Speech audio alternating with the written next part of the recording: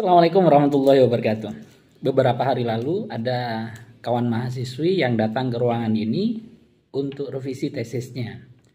Jadi beberapa hari sebelumnya tesis itu diujikan dan ada beberapa hal yang perlu direvisi. Berkunjunglah ke ruangan ini. Lumayan revisinya tidak terlalu banyak ya. Langsung ditungguin karena anaknya pengen segera yudisium. Tetapi bukan itu yang ingin saya sampaikan.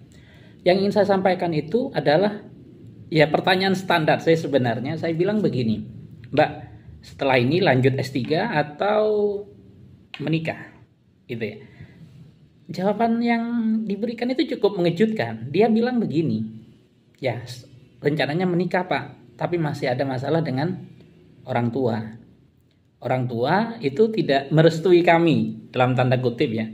Padahal awal dia sudah tunangan, ya ada satu masalah begitu yang kemudian tidak direstui.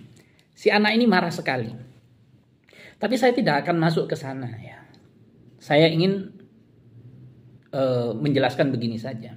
Ketika si anak bilang seperti itu, saya tanya, pendidikan ayah apa, pendidikan ibu apa? Dia bilang, ya pendidikan ayah SD, pendidikan ibunya SD. Saya bilang, hebat sekali orang tuamu. Pendidikan SD, dua-duanya petani, tapi punya inisiatif, punya keinginan agar dirimu pintar. Mendengar jawaban saya seperti itu, anak itu agak terhenyak. Lah terus dia cerita ya, bahwa hubungan dengan orang tuanya sedang tidak baik-baik saja, karena menurut dia orang tuanya tidak mau mengerti dia. Nah, disitulah kemudian saya masuk. Saya bilang begini, seharusnya yang mengerti itu anaknya yang S2 atau orang tuanya yang SD. Kalau orang tua dipaksa atau diharapkan memahami anaknya yang S2, itu sebenarnya menurut saya sih kurang tepat ya.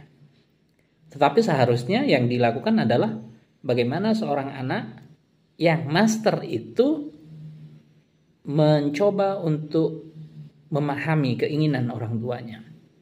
Kadang orang tua itu mengungkapkan sesuatu ya dengan kemampuan mereka, dengan pengalaman hidup mereka, bukan dengan intelektualitas sebagaimana orang-orang perguruan tinggi.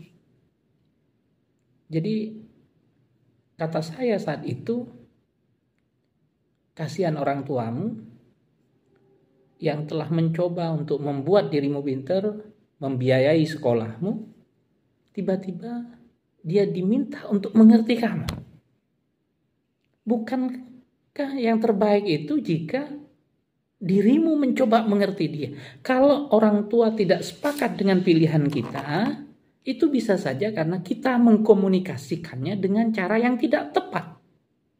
Sekali lagi, pendidikan orang tuanya hanya SD, dua-duanya, dan dia magister, master. Lah, dalam konteks seperti ini saya kira kadang kita itu salah kaprah. Mengharap orang tua memahami kita, kenapa tidak dibalik? Ya kan? Kenapa tidak dibalik? Kita yang memahami orang tua. Sekali lagi, kita yang memahami orang tua. Toh, apa yang bisa kita banggakan ketika kita bilang misalnya, saya musuhan dengan orang tua saya yang pendidikannya SD. Apa yang bisa dibanggakan dari kata-kata saya berani melawan orang tua? Tidak ada yang bisa dibanggakan. Tidak ada yang bisa membuat kita bahagia dengan melawan orang tua. Tidak ada. Yang ada adalah kita pasti sakit hati. Iya kan? Kita pasti sakit hati. Oleh karena itu maka pada saat itu juga saya bilang ke kawan mahasiswa tadi, sekarang WA orang tuamu, jangan telepon, tapi WA, bilang begini, Bapak, Ibu, tolong ampuni anakmu. Awalnya dia menolak, kok pakai bahasa ampun gitu kan? Kok kenapa tidak pakai bahasa maaf? Saya bilang, coba aja dituruti bahasaku. Tolong ampuni anakmu ini. Sudah dikirimlah SMS itu, WA ya. Apa yang kemudian terjadi? Anaknya nangis mendapat jawaban dari orang tuanya. Luar biasa. Sekali lagi, tidak ada salahnya kita minta ampun pada orang tua, dan tidak ada kebanggaan kita melawan orang tua. Oke, terima kasih. Yuk kerja lagi. Assalamualaikum warahmatullahi wabarakatuh.